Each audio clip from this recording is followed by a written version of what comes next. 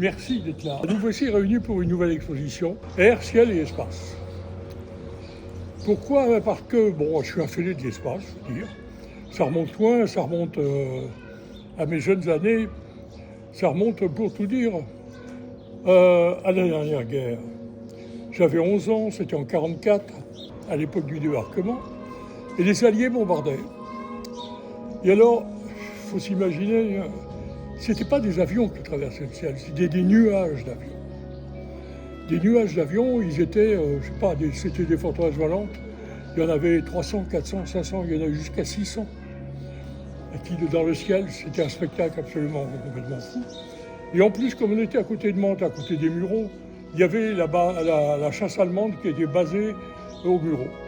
Donc, les avions allemands ne les laissaient pas passer comme ça, ils les attaquaient. Et alors nous, on était assis, il y avait une grande pelouse, on était assis, couchés, les mains derrière la nuque sur la pelouse et on regardait les combats aériens. Et alors, depuis cette époque-là, tout ce qui vole me fascine complètement.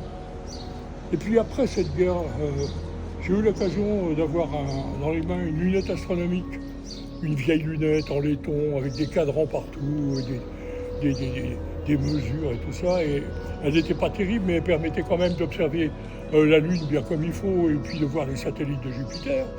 Et puis après, avec mon cousin, on a fait un club. Et alors, on a fait des fusées qu'on lançait, qui volaient. Après, on a fait des avions à réaction qui volaient avec des petits réacteurs. Et puis, j'ai voulu devenir absolument pilote d'avion. Mais bon, en fin de compte, je suis rentré au métier d'art et je n'ai pas été pilote d'avion. Toujours est-il que l'espace a toujours été dans mon travail, toujours présent. Et j'ai travaillé pour tout un tas de revues scientifiques sur l'espace. Et dernièrement, j'ai entamé une série sur les ciels du Vexin. Donc vous verrez quelques toiles là.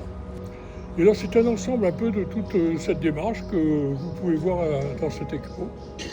Et j'espère que ça va vous faire voyager un petit peu, ça va vous envoyer en l'air aussi, hein, puisque moi j'y suis déjà en l'air. Bon.